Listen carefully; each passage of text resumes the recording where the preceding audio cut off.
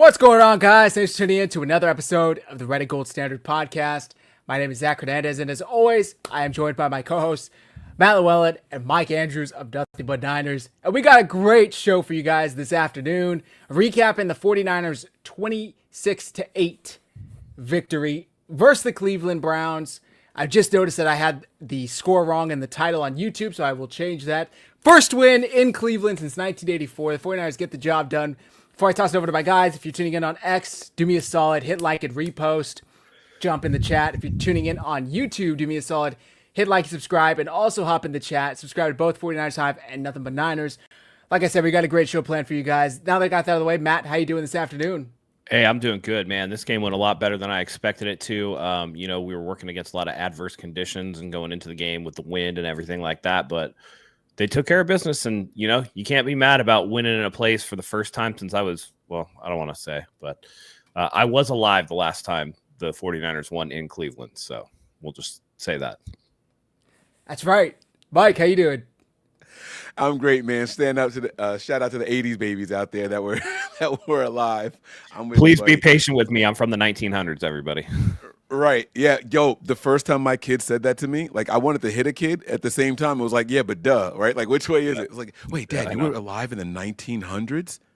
I'm like, you little heifer. Like, but yeah, no, I had a great day, man. I went out to a bar. It was a lot of good people out there. Shout out to the Niner Empire Central New Jersey chapter. They were absolutely fantastic hosts. I had a really good time over there. I know people are wondering if we're going to do victory shots. We will be doing victory shots on Nothing But Niners afterwards. So you guys go out there, enjoy the 4 p.m. slate of games, and I will see you guys before those end up, okay? But yeah, so I had a good time, man. Patreon was live. My daughters are my MVPs. I'm going to go ahead and give them a round of applause really quick. They allowed me to go out to the bar, and they ran the Patreon show. So my daughters are now 2-0 when running the Patreon. The Niners are 2-0 when my daughters are running the Patreon for us. So I might have them running it the rest of the year. There you go. Matt Ellis has a question for you on whether or not there's a chance Fred can come back in the playoffs. You've been getting this question for the last four weeks in a row, dude. It's a chance, but it's not going to be in the first round. It's an outside chance. I would say the closer they get to a Super Bowl, the better shot it is. But just now he's doing like weight and mobility, like weight bearing and mobility outside of a pool. So like it's a little premature to worry about any of that stuff. Yeah. Definitely we'll see. It would be probably late January, if at all, sounds like. Yeah. But all right, guys, this game, the 49ers go in. We weren't sure what to expect. There was snow like crazy last night. It was raining. It was windy. Wake up this morning, no snow, no rain, but the wind remained. That rhymed. But the 49ers go in. They won the coin toss and elected to receive the ball first. Did that surprise any of you guys? Kyle Shanahan's known for deferring. I assumed that we lost it. I didn't know that we won and elected to receive. Yeah. Any thoughts? Mike, any thoughts? For me, I'm thinking about I just thought that maybe they were looking at the weather report and thinking that it was going to be clearer up front. So they wanted to get out and maybe, put pressure on the Browns and score some points right off the bat. That was kind of my thinking. And the weather stayed relatively stable, although the wind did seem to pick up as the game went on. So I'm wondering, and by the way, they called four straight passes on that first drive. Yep. So I think that kind of played into it. I think they were planning on getting out early. They were thinking the Browns would defer either way and that they would take the ball if they won the toss. So this seemed like it was a conscious decision. Right. So like you said, they get the ball and 4 straight passes. First one, he finds Juszczyk, who's able to get 23 yards down to basically midfield already, and then incomplete pass on first down, 1 yard pass to McCaffrey on second down, 3rd and 9, incomplete pass to Kittle, and the Niners have to punt. But they punt, pinning the Browns back at their own 13. Shador starts off hitting Judy for 7 yards. Judkins runs for another 7 yards. Judkins for 2 yards. And on 2nd and 8, Judkins receives the pass for 5 yards, 3rd and 3. Sanders had Jerry Jeudy deep down the field. He had gotten past the secondary, but he sailed the pass and they have to punt, which the 49ers got very lucky because Jeudy was behind everyone. The safety, I don't remember who it was, Brown or Mustafa, but bit on something up and Jeudy would have been gone had that pass Mustafa. been able to get to him. Brown. Brown, yeah. So 49ers luck out there. Get the punt, excuse me. And then the 49ers on that punt return, Sky Moore, who has just completely revamped this kicking unit, returning unit. He's the best returner the 49ers have had since Ted Ginn was here. And boy, does that trade look better and better as the season goes on. They acquired him for peanuts from the Chiefs, like what, a week before the season started, 2 weeks before the season started. So he takes that punt and takes it back 66 yards. Gets to the Cleveland 16-yard line. Now, this is the second time in a row where it seems like he's ran out of gas, but you're muted, Matt. I don't know if you have anything to add. But no, he gasses out, it seems like, every time he gets one of these big returns. Yeah. And he makes a move on one dude, and that just like all the extra gas in the tank is drained. It's like when you overuse moves in Madden and your stamina just goes down. He just ran out of stamina. He was just like, nope, I don't know. Ended up getting caught by, I think, a linebacker. Yeah. Great return, man. Set the Niners It was up. great. It was awesome. They get the ball at the 16, like I said. McCaffrey for 2 yards. 2nd and 8, incomplete pass to McCaffrey. And I'm thinking, crap, here we go. 3rd and 8. We're going to go 3 and out or try and get a field goal with this crazy wind. But Purdy hits McCaffrey, who's able to get 12 yards down to the Cleveland 2. And on 1st and goal, incomplete pass to Farrell. He had Farrell in the back of the end zone. This pass also sailed on Purdy. I don't know if it was the wind. I don't know if he just missed it high, but it would have been a touchdown. 2nd and That goal. looked like the wind to me because it was like a nothing pass, and it just stayed in the air forever. And that, if you notice, that was the side that they were talking about, that was the direction the wind was blowing, that they were like, oh, they'll probably try a field goal here, or they'll probably try to take a shot here because they have the wind at their back. So to me, that indicates that probably because it was a floated pass, the wind just probably kicked up and just pushed it right out of bounds. Yeah. The wind was crazy. I mean, and it's not like they mentioned on the broadcast that the flags on the goalpost weren't really a good indicator of what the wind was like because it was kind of like a, circling in the stadium. The big indicator to me was every time they called a penalty and the refs turned on the microphone, you could hear the wind whistling through the microphone. Right. That to me is an indication that the wind's blowing pretty good. Yeah. So go ahead, Mike. Yeah, no, that combined with the stadium officials like pulling the people from the top third levels and bringing them down, like the winds up top had to be even worse. Like I didn't see that. Everyone down. The longer the game went on, the less people you saw on the third levels. They were, and I don't think they were leaving either. The game wasn't a blowout until much later in the game. Yeah. I think they were bringing everybody down. They're probably getting wind whipped. Yeah. Yeah, just bringing them down in the concourses to be safe for sure. So, missed the pass. I think that was 1st and goal. He missed Farrell. Purdy hands off to McCaffrey, who gets 1 yard on 2nd and goal. But on 3rd and goal, if it doesn't work, try it again, and it worked. McCaffrey up the middle for the touchdown for the 1 yard run. 49ers take advantage of this great punt return by Sky Moore, and they get up to a 7-0 lead to start. 49ers kickoff. Corley has a 26-yard return, putting the Cleveland Browns at the 30. Judkins, 7-yard run. These 7 to 9 yard runs were just routine for Judkins today. It was a little concerning. Special teams being a liability. Yeah, seriously. We'll talk about that more. We got a super chat from Gray Fox before I continue on with the recap. Thank you very much, Gray Fox. He says, Kyle and Jim were chatting up quite a bit after the game. Could be along the lines, if Saleh leaves, bring me in. I'd be all for that. Thanks, Mike. I would be 100% for Jim Schwartz. I think he's top 3 defensive coordinators in the league, and he's consistently good. That Browns defense was legit today.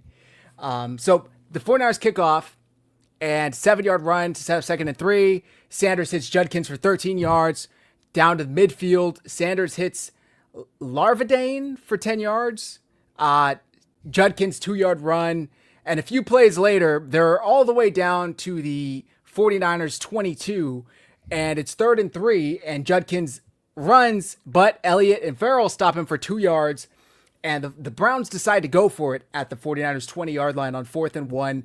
I don't know if they were just trying to avoid having a kick with the wind, but it would have been a pretty normal field goal in normal circumstances. But they bring in Judkins, it looks like it was kind of a weird play. If I'm getting my memory mixed up, but Judkins was stopped. Bottom line, Judkins stopped for loss of 1. Mustafa and Elliott team up to get the turnover on downs. The running defense wasn't great, but boy, did they show up when it mattered. So the 49ers get the ball back. If you guys have any thoughts at any points, just stop me. 49ers get the ball back. This is still the first quarter, right? Yes, sir. Yeah. Okay. There's 3 minutes left in the first. And you're hyped because you're like, hey, they got the stop, turnover on downs. And then Robinson, -1 yard run. Robinson, 2-yard run. And on 3rd and 9, Purdy throws it to Kendrick Bourne, who's almost able to catch it, but didn't get both. Or he did get both feet and downs, but he bobbled the pass going down on the sidelines. This was Kendrick Bourne's first target since November 9th. That's great. 3 weeks. 3 weeks the dude hadn't had a target. Mike, we talked about this a few weeks ago. He's 18 yards shy of $500,000. And I'm not to skip all the way ahead to the last drive, but I thought for sure when I saw Matt going in there, I was like, they're going to take a shot with Kendrick. Like, they got to, right? Like, his quarterback is back in there. But they didn't. So, yeah. Hopefully him and Purdy could get some more. I mean, he probably should have held on to that ball. It was close. He got both feet down. He needed to hold on to the ball. I mean, he got both. His right foot went down when the tip of the ball was like in his hand. He still has to bring that back because you didn't just grip it and stay in there like that. So he had to bring it in. I mean, it's tough to do that and falling back. Well, it's not when you tuck it. It's when they technically think you control it. And if he's bringing it in, the act of bringing it in is technically control. But he didn't hold on to it through the ground anyway. Like, it fell to the side of him. So it wouldn't have mattered. In the bar, everyone's like, "Oh, Shanahan should have challenged that. What? He doesn't have faith in his players and all that." So that's what I was going off of, and now I ranted on Kyle Shanahan at halftime for no reason. Yeah, the second angle, you could see that when Bourne went down, the ball was moving, and it actually fell through his arm and kind of touched the ground, and then he had to pin it. So he never had control. It was close. But it wouldn't have been overturned if you challenged it. Unfortunately, but. Hopefully they get more chemistry, could get us more targets. So, and by the way, on the punt, Larvadain fumbles, but the Browns were able to jump on it, and it wasn't recovered by the 49ers. At this point, I'm screaming, ball don't lie. So here I am thinking that was a good catch by Kendrick Bourne. Kyle didn't challenge it. The next play is a kick and fumble. We almost recovered it, but we didn't. I'm like, ball don't lie. We're getting the ball back on this drive. You guys mark my words. We're going to get the ball back. So I'm going crazy in the bar now. Yeah, it was close, but I don't think it would have stood. Browns start at their own 38. Sampson gets stuffed for a yard. 2nd 11. Sanders hits Bond for 18 yards. 1st and 10 at the 44. 9-yard run by Sampson. 4-yard run by Judkins. Sets up 1st and 10 at the 31. No gain to Njoku. Pinnock with a great tackle on this play. 2nd and 10 is an incomplete pass. And on 3rd and 10, Sanders goes right for Judy, but he only gets 3 yards. The Browns, were flagged for an illegal shift. I was screaming at the TV, it's 4th and 7. Why the hell are you taking this penalty? You should be declining it. But Kyle Shanahan takes the penalty, gives them 3rd and 15, backs them up to the 49ers 36-yard line. And on 3rd and 15, Cleveland Farrell gets the sack on Shedeur Sanders, and they lose 13 yards. So even if they had an attempt at going for a field goal, which they probably would have if they're able to even get a yard or two, that completely took it off the table. And boy, was I wrong. I'm sitting there I was mean tweeting, why the hell did Kyle Shanahan accept that penalty? And then 2 seconds later, I'm like, that's why. Okay, so that worked out. I don't know if you guys had any thoughts on that, but I know Matt and I were both in agreement. Why are you accepting that? What the hell? And then... Oh, I was like, yeah, I was like, what a stupid decision. And then they get a 4th down sack, and I was like, nope, never mind. Right. What the fuck do I know? It's just because we've seen so many times where the 49ers get somebody in 3rd and long, and then they either get a stupid penalty, like a hold or something like that, or they give up a play. And so far in that game, they've been giving up a lot of underneath stuff, despite the fact that, if it was me, I know Quinshon Judkins is the only guy that could beat me. I'm stacking the box. You know what I mean? And the 49ers didn't seem to do that. So I just, I was just like, okay, well, Yeah, I agree. It's you got off the field, you got a good one, and now you're going to risk it again. For all you know, you're going to give up 16 on 3rd and 15. but that wasn't the case, thankfully. We do have a clip of the Kendrick Bourne drop on third down. I don't know if call it a drop, but incomplete pass, I'll say. Let me make sure you guys could see it.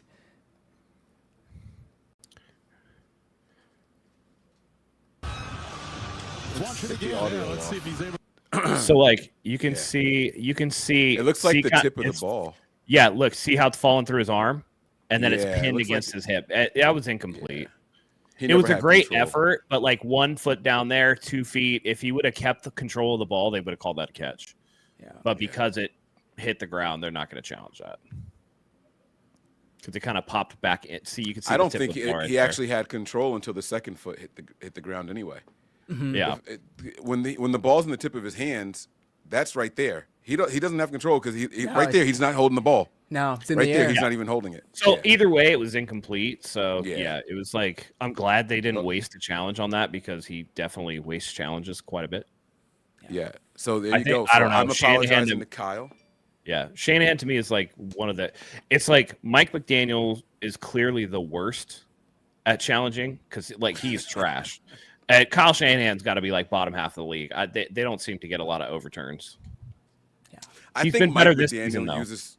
I think Mike McDaniel uses challenges as extended timeouts, and I've seen coaches do that. Like they know there's no chance at them getting that, but we need a little bit longer than 20 or 30 seconds. So let's challenge something and make them look at it, and then we'll come back out here. So not to shoot him down or anything. I think I his saw substance you fired, but put up the comment earlier about Trey Lance being in. It is a left hand injury for Justin Herbert. He's questionable to come back. Oof. So All right. Trey Lance is going to get some shine. Let's see what he can do. Yeah, good luck for him. Okay, so the 49ers force a punt after the sack, and the 49ers get the ball back. Nothing really happens. They go 8 plays. Pearsall with a 1-yard catch. Kittle with a 14-yard catch. Demarcus Robinson end around for 6 yards. I thought that was a good play. We haven't really seen that from Kyle for Demarcus Robinson did this too. year. Yeah. 2nd and 4, McCaffrey 6 yards. On 1st and 10 from the Niners 47, McCaffrey 2 yards. 2nd and 8, Purdy hits Kittle for 6 yards, but there's a penalty holding, so they get 5 yards and a first down. Brian Robinson 3 yards. McCaffrey loss of 3, and then on 3rd and 10, Purdy hits Kittle for 6 yards. And instead of going for it, 4th and 4 in the Cleveland 40, the 49ers decide to punt to try and pin the Browns back at their own 10, which they do. Were you guys in agreement with the decision there to punt on 4th and 4 from the Browns 40 with Yes. 2.5 minutes? Yes, simply because the way that they 7 were minutes. headed was, into the wind. And that was a tough one. And we'll see later that it was, in retrospect, it was probably a really good call given the way that the first half ended. True. Mike, any thoughts? no, none for me. Yeah, I was thinking just go for it. 4th and 4, but they didn't. They punt. And like I said, they did pin the Browns back. They were pinned down to their own 10. And I'm thinking, okay, in retrospect, they got to go 90 yards. This offense hasn't really done much all game. I think that's a good decision. But boy, did the Browns go right down the field. 8-yard run, 3-yard run, 7-yard run, 9-yard run, 7-yard run, 8-yard run, 9-yard run, 4-yard run, 1-yard run, and then on 2nd and 9 from the Niners 34, Sanders finds Fannin deep down the left for a 34-yard touchdown. Was it Gifford that was in coverage here? On the touchdown, Yeah. 100%. And he just fell straight on his face. He was stumbling like an idiot out there, and it was so frustrating to watch him. And even on top of that, I think it was Green and Stout maybe that were there.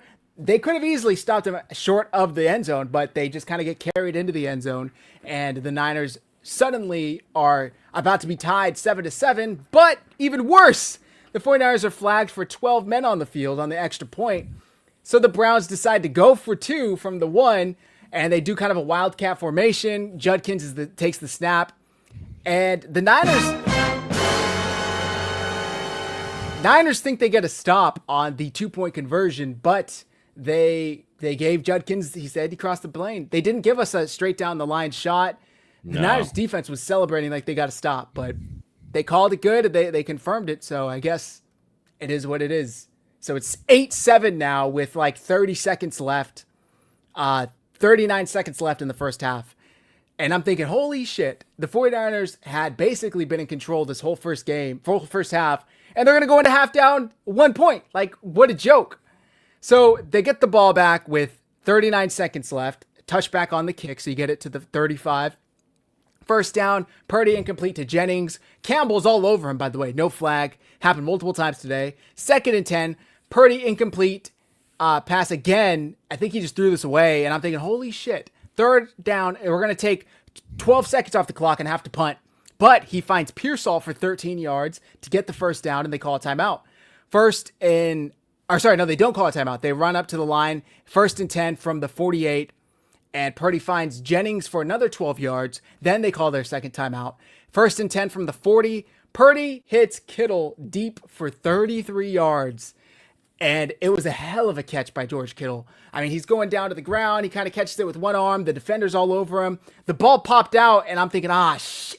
They're going to say it's not good. But nope. Upon further review, he got the elbow down, and it was a catch.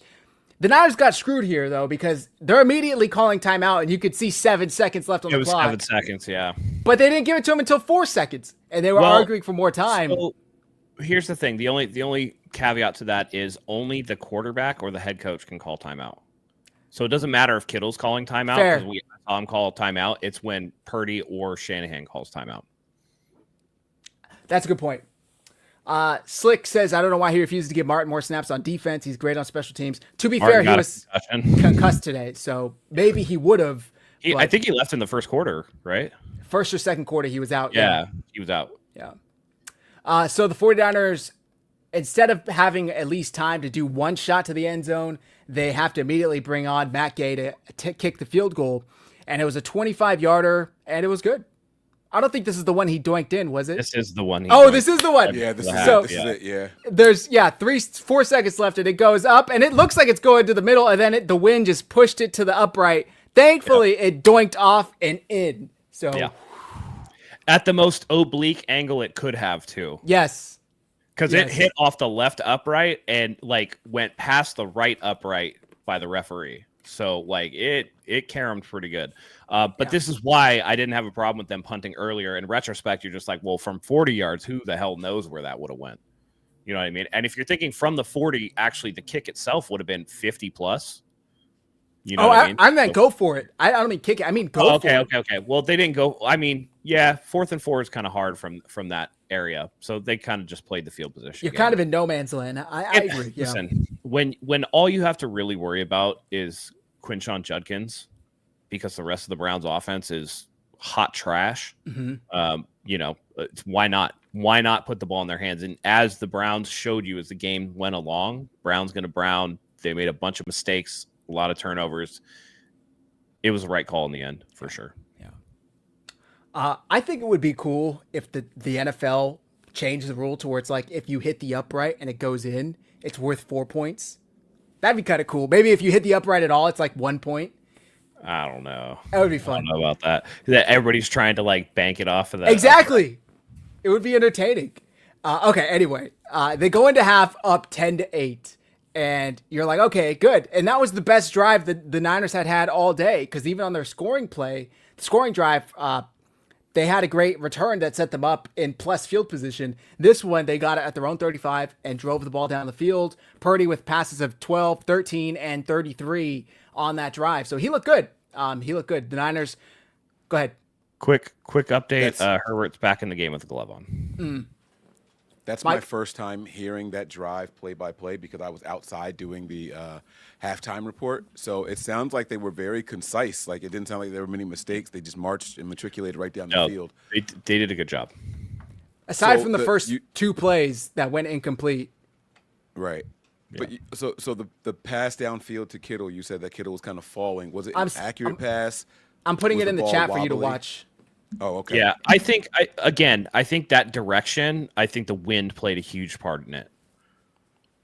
So I have to go back and watch this whole drive, because it sounds like, oh yeah. See, and so this is the thing about Purdy, guys. And I was having this conversation in the bar with everybody. Oh, he ripped the ball out at the end, and they counted that as a catch. Yeah, he was down before. He was down on the ground. He was down on the ground. Wow. Oh, yeah, he was down, way down. Okay. So the thing about Purdy is this to me, and this was a big conversation in the bar. Like half of the people were screaming, he's fine. The other half were screaming, get rid of him. And I'm like, guys, listen, Purdy is great when he is working in rhythm. When he drops back and just throws, like if he's not hitching and double clutching and all that stuff, I don't worry at all. It's the second the play is out of rhythm, I start getting the Jimmy Garoppolo feelings again. That's it. That's how I read Brock Purdy. As long as he's operating in flow, which is what a 2-minute drive is, which is what a 1-minute drive is, I have no concerns about Brock Purdy. Or even later on the goal line, the red zone pass, we'll get there, but the red zone pass to Jennings that went for the touchdown, that was on time, on target. It was easy. I thought the first third down on this one to Ricky Pearsall to the sideline was a great throw. Yep. It had mustard on it. It was placed perfectly. Allowed Pearsall to get a step and go out of bounds to save a timeout. Those are all important things. And I agree with Mike. When Purdy's on rhythm, on time, I'm perfectly fine with him. It's when, again, you do the off-schedule stuff. Or for me, when he's a tick late or out of rhythm, he's going to make bad decisions. But today, despite what the stat sheet will show you, I thought today was Brock Purdy's best game of the season. Even the Arizona game, this was his best game of the season. Simply because he did not try to do too much when it wasn't there and he didn't have anything obvious. He threw the ball away. And to me, that showed me that he can do that. And the expectation would be that because of the weather, but he knew his limitations in the weather. We just have to get him to acknowledge his limitations when the weather's not a factor. Yeah. Agreed. And I agree with you. I think this was his best performance going back to last season. I mean, it's the best we've seen from him decision-wise, with all of the factors taken into consideration. The wind, it was great. Mike, what's going on over there? A boneheaded 4th-and-1 play by the Vikings. I mean, you're in field goal. Who was? Oh my God! What happened? Sorry. Oh my God! It's a touchdown. He tried to avoid the sack. He retreats back like 15 yards and then like just shovels the ball forward right into the hands of the defender, and he walks it in. He takes it 60 yards for the touchdown. They were at the 5-yard line, bro. You're getting points. You're getting points. Just throw it away. He shovels it forward in play. Oh my God. And threw it right to Jones. Yep. Idiot. Damn. Would have been 3-3. Where's McCarthy? He's hurt. He's got a concussion. Again? Yeah. Didn't he just come back? No, it was an ankle injury. He was ankle injury, and then he got a concussion. He didn't clear protocol. But yeah, that's egregious. Oof. Trash city, man. That's tough. I guess not everybody could have a Mac Jones. Not everybody can be 9. You know what I'm saying? Yeah, exactly. Damn, that's tough, man. Bromer needs to turn on 12, you know? They had Daniel Jones and Sam Darnold, didn't they, last year? Yep. They've got to be kicking themselves, dude. You didn't keep one of them. You didn't keep either one of them. To me, that says a lot about Kevin O'Connell, and I think the bloom is off the rose for him. He has developed nobody. Yeah. Kirk Cousins was a finished product when he got there, and then he jettisoned him for Sam Darnold, who was rehabbed by Kyle Shanahan, and now he couldn't develop his own first-round rookie.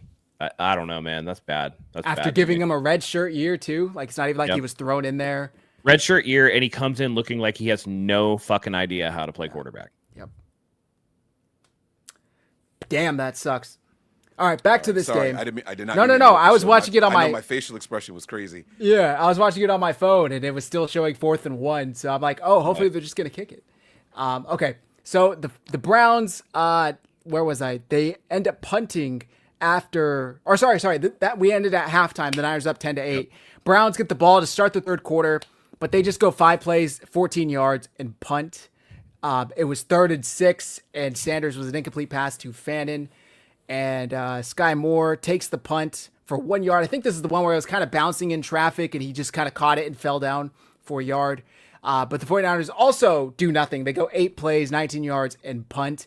This drive included 4-yard pass to Juszczyk, 7-yard run by McCaffrey, 4-yard run by McCaffrey, 7-yard run to Jennings on third and 6. So you had 1 third down completion, but there was a false start, I believe, or illegal man downfield on Trent. And that backed the 49ers up to 1st and 15, and that just kind of killed the drive. They never got anything past that. It was 3rd and 15, and Purdy scrambled out of bounds for 2 yards. And then there was again holding on Burford, which was declined. So the 49ers punt, and then the Browns get the ball at their own 24 with 9 left in the third quarter. 8-yard pass to Judy. 2nd and 2, Judkins 1 yard. 3rd and 1, Judkins gets stuffed by CJ West. And on 4th and 1, they do a direct snap to Fannin. The Browns did not look ready for this play whatsoever. They're in some wildcat formation with Harold Fannin under center. I don't know if the ref coming in at the last second and then backing out like kind of messed things up. The play clock's running down. They snap the ball and Fannin drops it. And Gifford's able to jump on it, and it would have been a turnover on downs either way, but I guess this was a little easier. So the 49ers get the fumble recovery at the Browns' 33-yard line, and immediately they're in scoring range. Maybe not with the wind, but you start off with the 7-yard run by McCaffrey, 1-yard run by McCaffrey, and on 3rd and 2, McCaffrey gets 4. 1st and 10, McCaffrey for another 2 yards. 2nd and 8, Purdy hits McCaffrey for no gain. And on 3rd and 8, I'm thinking, crap, we're going to have to kick a field goal and attempt this win. But Purdy finds Kittle over the middle for 14 yards. And on 1st and goal, McCaffrey gets a yard. 2nd and goal, McCaffrey gets another yard. And it's 3rd and goal from the 2. And Purdy does a read option and carries it in untouched and hits the Dougie after. I mean, this dude was looking good. He was looking good. Did you see Kittle's reaction to it? Yeah, he was shocked. Play that shit. That shit was so funny. Yeah, let me pull it up. Fantastic play there, man. I loved it, man. Did you guys notice that there weren't a lot of throws across the middle in this game? Was that Kyle's counter to Shorts in this game? Could have been. They were like, yeah, that's a good point. They were mostly to the sides. I want to say in the third quarter. Oh yeah, here's this. Rewind it. Hey, let's go, huh? Let's go, like, what? He's like, I didn't know you had that. One more time, baby. Let's go. Yes. Love it, baby. Oh. Okay, church boy. Let's go. I like it, man. Yeah.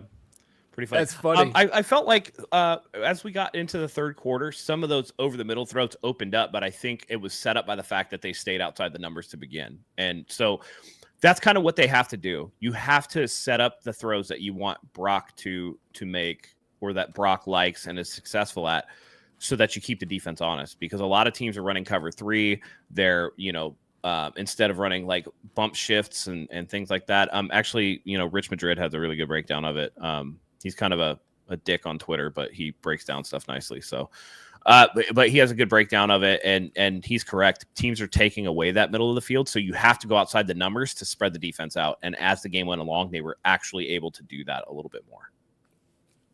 It was nice, and it was nice to see some mobility from Purdy dealing with that toe injury still, but he looked good today. I mean, he looked very mobile. If Mac Jones was back there, I think they probably have 5 sacks. So there was one play in particular where I have no idea how Purdy got out of it. There's another one where Garrett's kind of looking back and laughing and smiling at Brock Purdy. And Right. Purdy said he told him, like, come on, bro, like, let me get one. And Purdy said, I'm sorry, bro, I can't. But he did. Yeah, he did Because later. he absolutely insta-shedded Trent Williams. Yeah. It was like those insta wins in Madden where the defender just like bowls through and you're just like, wait, what the hell, dude? Yeah. It was all in all, I think the 49ers had a really good game plan for Myles Garrett, quick passes. But when it wasn't quick, Purdy was able to use his mobility to get away from the pressure. Mm-hmm. It was really impressive. So they get really the for the touchdown. first time since the Seattle game. Yeah. He looked far more mobile today than he did against Arizona or last week against Carolina. Like, he actually looked pretty good. Agreed. Ace Brad, Niners have only allowed 3 sacks in 5 games. Wow. That's nice. Will Chrisley, wish they did more bootlegs, and I know it wasn't a bootleg. Well, they tried one later in the game, and it kind of got weird and blown up, and Purdy had to throw it away before getting sacked, so it was a naked bootleg. Probably not the best against this defense. But so the Niners capitalize on the turnover and go up 17-8. The Browns go 3 plays, 1 yard, and punt. Niners get the ball and beat that. They go 3 plays, -1 yard, and punt. And but on the punt, Morstead punts it to Larvadain, who muffs it, and it just falls right in Luter's arms. And Luter goes down immediately. He probably had a shot to get that in the end zone upon second review. I don't know if you guys saw that, but he goes down, plays it safe, and the 49ers get the ball again at the Cleveland 18-yard line. And they're up 17-8 already. By the way, yeah. Can I just say that Kevin Harlan is a dirty dog because he loves saying the word muff. He said it like 12 times, and I'm like, bruh, I know you're from that generation, my friend. I know what the connotation that holds for you, and you're a sick fuck. That's funny. And I love him for it. And I love him. 100%. I love Kevin Harlan. He's the man. Yeah. He's the man. He calls NBA games too, right? On TNT. Uh-huh. He does everything. He's even done baseball games. He's great. He's so exciting to listen to. Yeah. I love him. I love the old, like, when somebody would dunk on somebody else, and he's like, he sucked the gravity right out of the building. And, like, he has all these cool phrases, and it's just like, oh, man. Or the we all know the with no regard for human life. Yeah. Oh, my God. Amazing. Yeah. So good. My favorite, it's not him, but in college football, he's got get away from the cop speed. Oh, God, Gus Johnson. Yeah. Gus Johnson kills me, dude. There are times where his voice breaks, and I'm just like, Gus, you gotta relax, dude. Yeah, so I know we're kind of on a tangent here, but he does a lot of games with Joel Klatt, and Joel Klatt will be like, yo, doing a game with him, and he's pacing around the booth. Like, he's so high energy that he just doesn't sit down. That's funny. So, it makes for an exciting call, though. Yeah, that's for sure. For sure. So the Niners take over, like I said, on the Cleveland 18 after the muff punt. First down, incomplete pass. Second down, McCaffrey for 5 yards. And on 3rd and 5, Purdy finds McCaffrey. Beautiful screenplay, by the way, with Spencer Burford out as a lead blocker. And on 3rd and 5, McCaffrey gets 8. Great play call. Absolutely great play call. And insult to injury, Burford had pancaked him, and then on the way down, Christian McCaffrey just stiff-armed him to finish it. The defender just got, like, double dribbled by 2 guys. That's funny.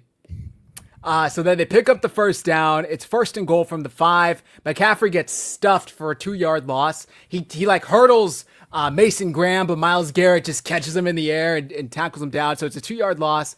2nd and goal, Purdy, incomplete pass. He kind of threw it away, if I remember correctly. And then on 3rd and goal, Purdy finds Juwan Jennings in the middle for a touchdown. And it was a dart. I mean, it was a great throw by Purdy. And they end up going for 2 to try and make it a 2-score or 3-score game, but it was incomplete. He went for Jennings again. That throw was actually pretty good. It was. That throw was pretty good. It was tipped, but reminiscent of that first touchdown of the season to Kittle in the front corner of the end zone. They also had a similar play to Ricky in that game against the Seahawks that the defender broke up. So it was close, but the defender got on it. So the 49ers end up taking a 23-8 lead with 11:05 left. I don't know if you guys had any thoughts on that drive, any thoughts on the touchdown, or want me to keep going, but it was good. It was good. The 49ers seemed to capitalize off of really good field position, and that's kind of what separated this game for them. Because overall, if you look at like the actual team stats, it's like 1 yard of offense between the two was the difference, but obviously the score was a lot wider. So it's about 250 yards apiece, and so really bad offense overall. The Niners only finished with 91 rushing yards total. It not great, right? But they capitalized off of Cleveland mistakes exactly like you should. Yeah.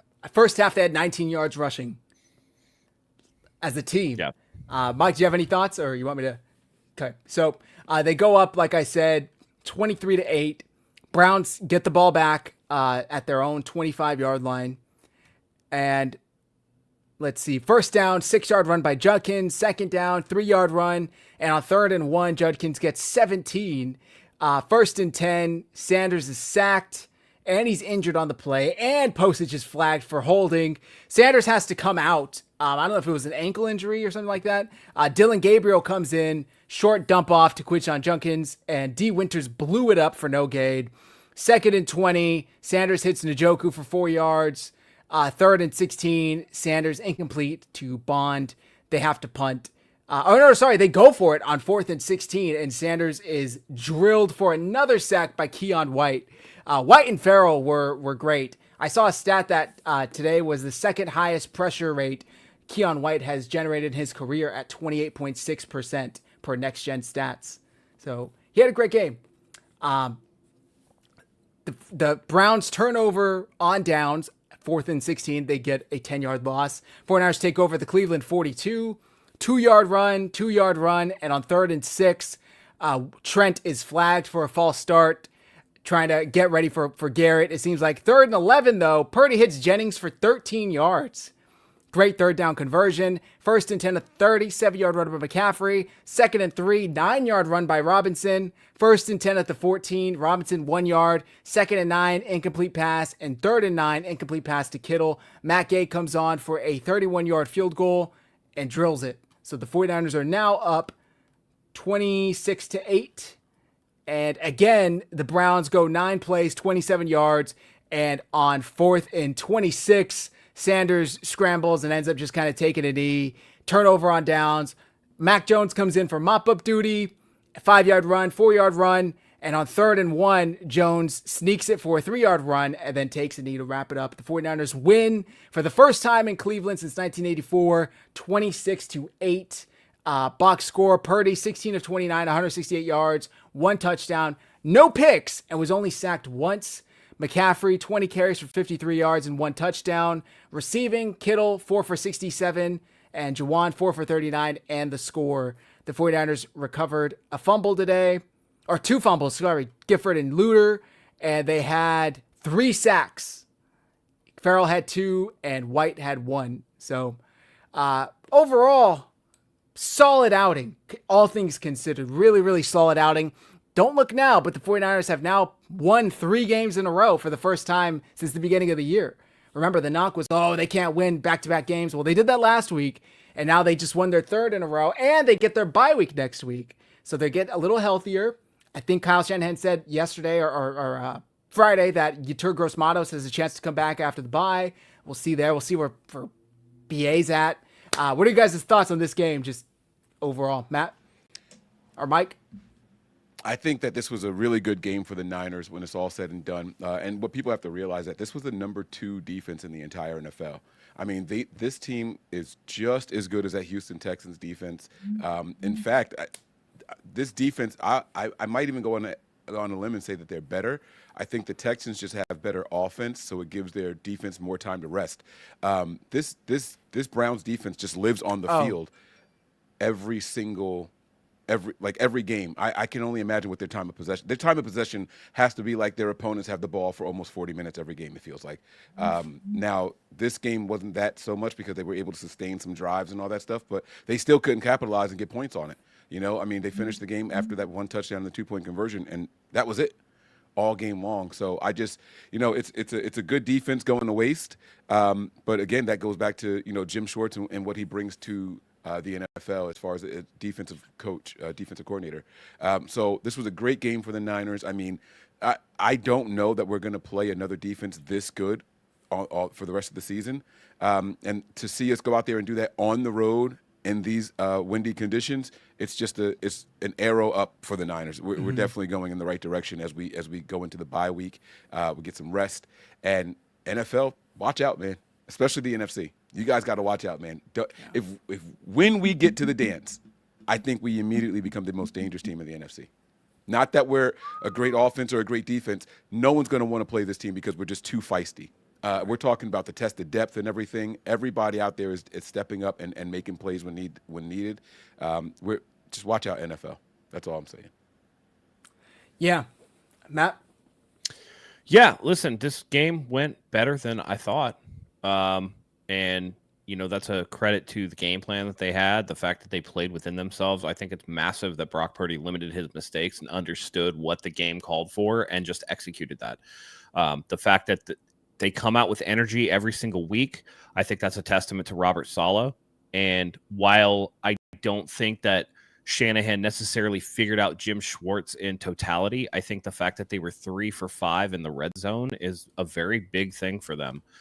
When they got down there, they were able to get their points, and that's what you need to win. And the defense played well enough that they took away some of the stuff that the Browns really wanted to do and tried to force Shedeur Sanders to beat them, and he couldn't get it done. So Good win by the 49ers, and it sets up beautifully for the bye week to come out and play probably the worst team in the NFL at home in Tennessee. And then you have the quickly and surprisingly fading Colts. So when all is said and done, this is lining up to potentially be 11-4 for the 49ers. And despite all of the injuries, despite all the things that they've been through. So you can't really ask for much more than that. No, not at all. And you mentioned 3 for 4 in the red zone. The only time they didn't score was because they ran out of time.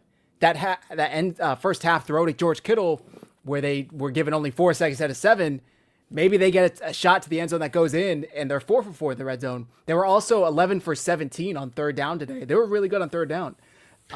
Yeah, well, so I mean, they scored 3 touchdowns from the red zone. The other 2 were field goals. I mean, like, they were able to get it done. So that, it's important to get that stuff done and take care of business in that way. And you can't ask for much more than that. They played a very clean game. The only 2 things that I saw were actually 2 special teams plays. One was the opening kickoff where they fielded it right at the sideline, and I thought you could probably let that go and get the ball at the 40. And the Browns actually did that later, but the player was like inbounds and then caught it and then went out of bounds. That's one where it's like put a foot out and then catch it and then it's out of bounds and it counts the same. But and then the other one was I kind of tightened up a little bit on it was. I think Sky Moore called a fair catch, but one of the players was blocked into position, so the ball bounced up in the air, and then he fielded it. I was like, ooh, buddy, I don't know if I would have done that, but, it's pretty good overall. I thought that was a heads-up play by Sky because there's like 3 Niners in the area. Who knows if one of them gets pushed into it. That's the only thought was like maybe he thinks somebody might have touched the ball, so he's just trying to take that out of the equation. But it was risky. I agree with you. It's like, ooh, you better be damn sure you're catching that ball. It was very impressive. Matt Gay didn't miss, so shout out to Matt Gay with the field goals. Ben Barch did get hurt, had a foot injury. Kyle Juszczyk had a rib injury. Nick Martin had a concussion, and I think that was all of the injuries for today. None of them returned, actually, now that I think about it. I don't think the only thing that he said was that the MRI didn't show any broken ribs for Kyle Juszczyk. We'll see. But Burford, I thought, did well. Barch that dude is made of glass. Yeah. That guy gets injured more, good Lord, man. Yeah. Agreed. So the 49ers kept the Browns. Let's see their total stats here. Sanders was 16 for 25, 149 yards and 1 touchdown. Judkins, 23 carries for 91 yards. Fannin, 3 receptions, 43 yards and a touchdown. Myles Garrett had 1 sack, and Schlesinger had 10 tackles. So overall, I mean, I couldn't have asked for more, honestly, going into this game. I was thinking it was going to be a blizzard, and I'm thinking, like, man, can we get like a 6-3 win? Like, I would be totally fine with that. I think the broadcast even said they had Kyle Shanahan saying, if we walk out of here 3-0, I'll be happy. Like, if that's the final score, I'll be pleased with that. So they took care of business, and they put up 26 points, and second week in a row, they allowed sub double-digit points. So very impressive win. I really enjoyed this win. It was nice, and after the first half became a little more stress-free. Yeah, Mike? No turnovers in this game. I think there was one pass into the end zone that looked like it could have maybe been picked. With Purdy scrambling around, he rolls out to the left of the offense and tries to throw it as he's getting closer to the sideline, throws it back in, and I saw their defender get his hands on it. That looked like the only one that maybe possibly could have been picked. But other than that, I mean, very good decision making by Brock Purdy all game long. He maintained composure, and for anybody out there who thinks that toe was still an issue, let it go. It's not. It's not at all. We had 2 super chats that I didn't get to. Let me see. Delvin, $2 super chat. We're the best in the West. Number 1 again? No crown? Why? Well, we're not number 1 because we have more losses than the other teams with the same amount of wins. It looks like Seattle's going to get this win. So we are not going to be able to be in first place. We're going through our bye week. It's going to depend on what happens next week. So right now, the Niners will still be in third place. Once Seattle gets this win, if they do hold on for it, it'll be 3 teams with 9 wins, but we have 4 losses. They only have 3. And Nigel Crane, pick your dog of the game from Dog Pound. Mike, is this for you? So this is something that we do on Nothing But Niners. I'm actually going to save it because I am going to quickly do a victory shot and dog of the day episode right after this, and then I have to rush out. I'm going to take my wife to the hospital. She's been throwing up nonstop since Friday, and we thought it was going to stop. It's literally actively happening right now. Still, jeez. So, I don't know what's going on. I thought it was you gotta go, food go. poisoning thing. Yeah. No. For her, man. Yeah, we're gonna get Matt. Let me ask you a question really quick while we're on it, though. Sure. Is milk a bad thing? She can't keep anything down, but she wants milkshakes. We've done the ginger ale. We've done the Pedialyte for nutrients and all. She can't keep anything down, but she wants a milkshake. It's the only thing that she wants. She can't eat anything. Is that dairy? Yeah, is dairy gonna be bad? It's not great. It's not good for her. Okay, I'm gonna tell her she can't have it. It's dairy. It's dairy, fat, and sugar. That's probably not the best. Brad. Most importantly, should be hydration. Right, and so with the ginger ale, I've been mixing in the unflavored Pedialyte and stuff to try to get her some kind of nutrients, but she can't keep anything. And this has been going on since Friday morning. It's been all day, every day. Yeah, definitely take her in, man. I was always taught when you finally can hold down fluids, bananas, rice, apples, and toast, I think is what they recommend, something like that. Yeah, just a very bland diet. Unseasoned chicken. Like all white rice, like all the simple shit, the stuff that you don't want, saltine crackers, all that stuff. Okay. But I would say maybe go out and pick up some liquid IV or something like that if she can keep that down.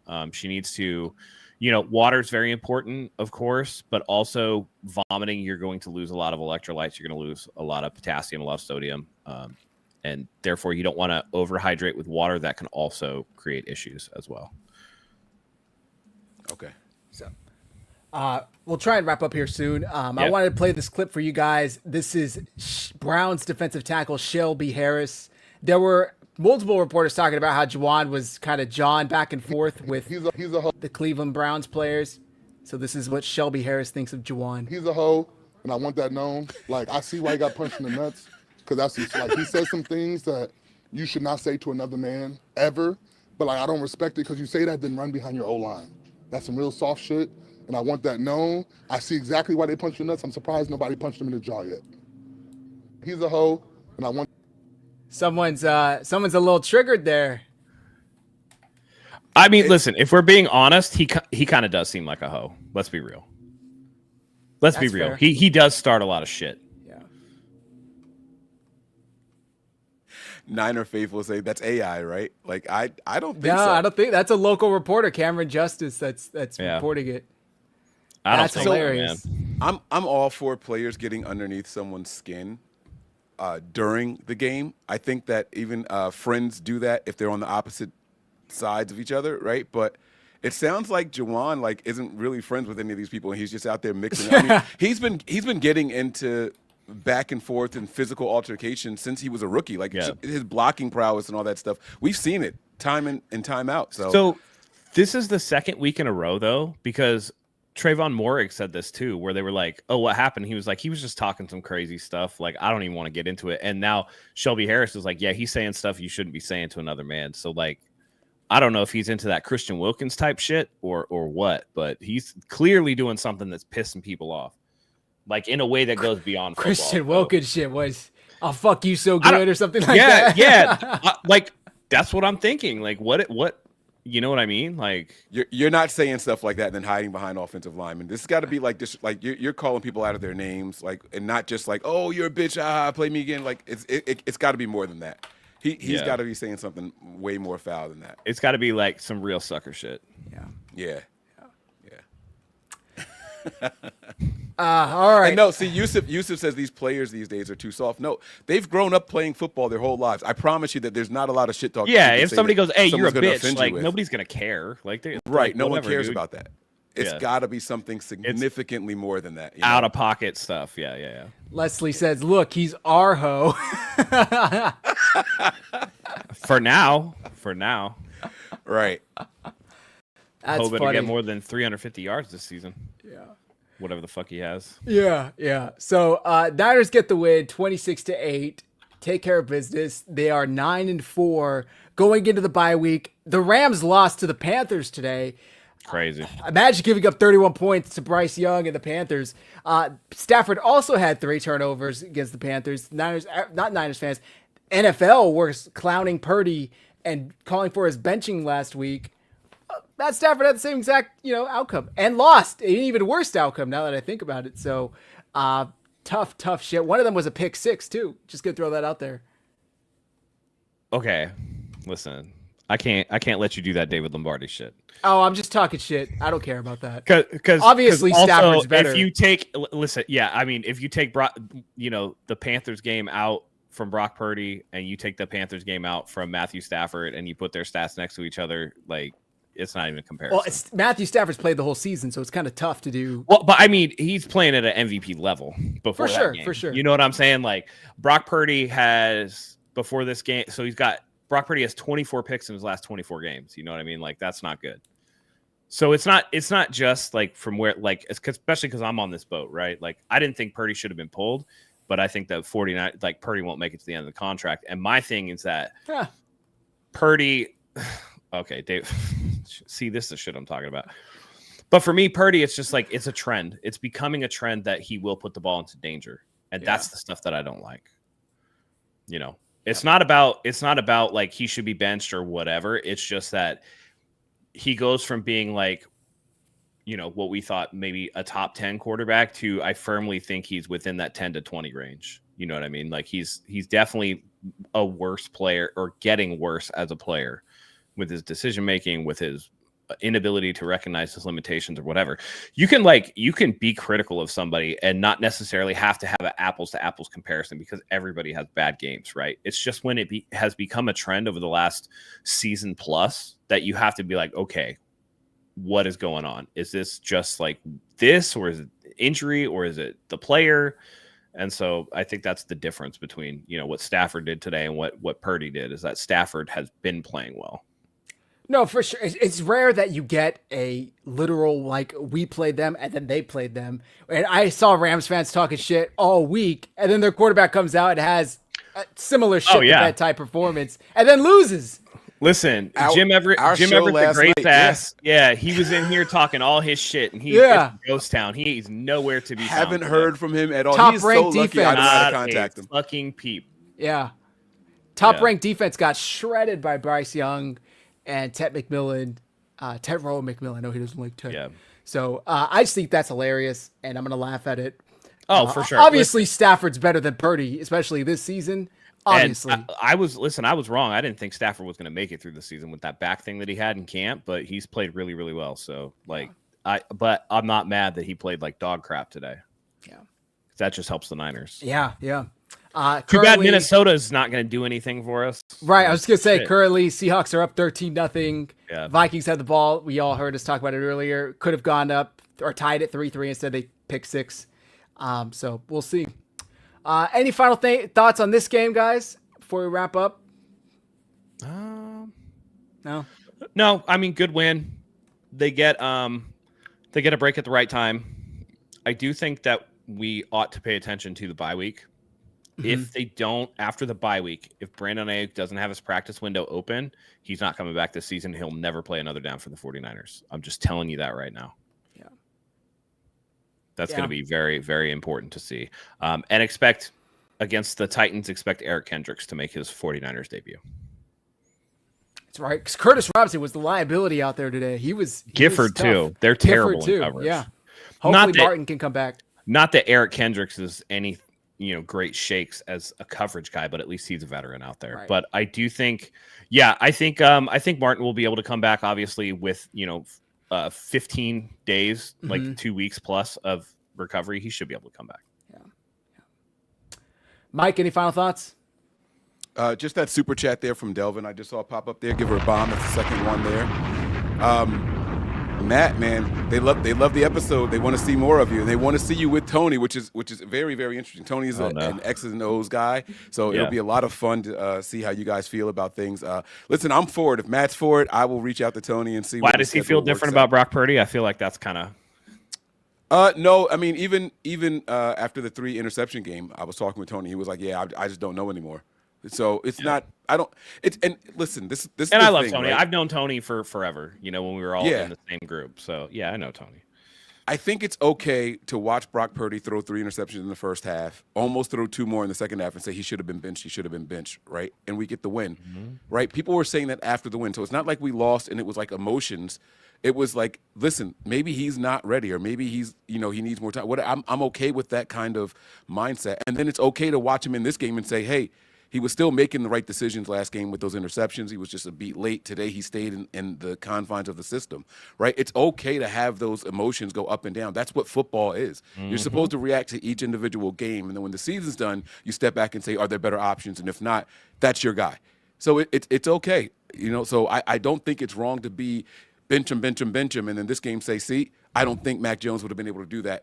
So this is why we have Brock Purdy. So I think it's all okay. It's just that when people try to hold you to one opinion and say, you said this back in 2019, so that's your thought, and you got to stick with that's the weird shit. It's when the fans try to hold somebody to one thing or the other. Hey, when he does this, don't do the switch up. And it's like, wait, so you don't want me to adjust my opinion based off of new information? Like you just want me to be a ridiculous, closed-minded asshole? Like, I don't know about that. Yeah, I don't even know anybody who operates that way, except like in politics. Like that's the only time where people are like one way and that's it, hard line. Like other I know, than that, I know somebody that's like that, but I'm not gonna say.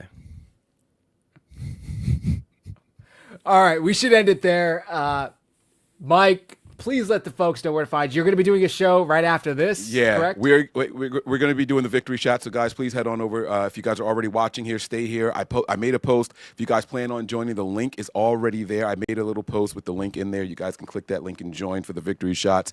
If you're looking for bonus content, if you're looking for game day, somewhere to watch the game, patreon.com/NB9ERS. Not sure what we're going to be doing next week. Maybe we just sit there together and watch some Red Zone or something. I'll leave it up to the Patreonians on how they want to handle it. Maybe there's a certain game that they want to see. Maybe one of our division opponents or something like that are in a close one, and we can do it that way. But I'm all for it. So make sure you guys get there. We will have a lot of fun. Please, please, please, guys, come join us. Get your dog of the day ready for the victory shots, and we're going to be getting out of there. Again, a short show, maybe 15 minutes tops, and then I'm going to go and take care of wifey after that.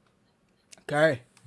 Thanks for tuning in, guys. 49ers get the win. Much appreciated. Matt, do us the honors. Carry us out. Yeah. Absolutely. Look, 9-4 with everything that the team's been through, getting over a little bit of that monster and Jim Schwartz for Kyle Shanahan. He gets to notch another win under his belt.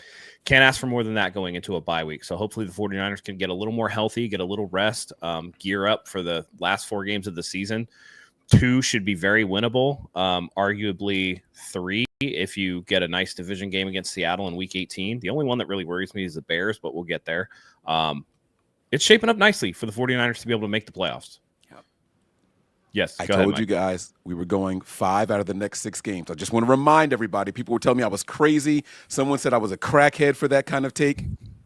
I'm watching. I'm watching. That's right. Well, listen, I think given everything that's happened to this team to be 9-4, I don't know if anyone would have thought we would have been here. So we got to enjoy it. Everybody enjoy next week of stress-free football when the 49ers can't make you go on an emotional roller coaster, hopefully. But enjoy it. Spend time with your family, do the things you love and just take it easy. Maybe watch some Red Zone. It'll be nice. And then we can come back and beat up on a very, very bad Titans team. So thank you guys for joining us here today. Wonderful win for Mike, for Zach, for myself. We couldn't do this without you, and we love having you here. So until next time, go Niners.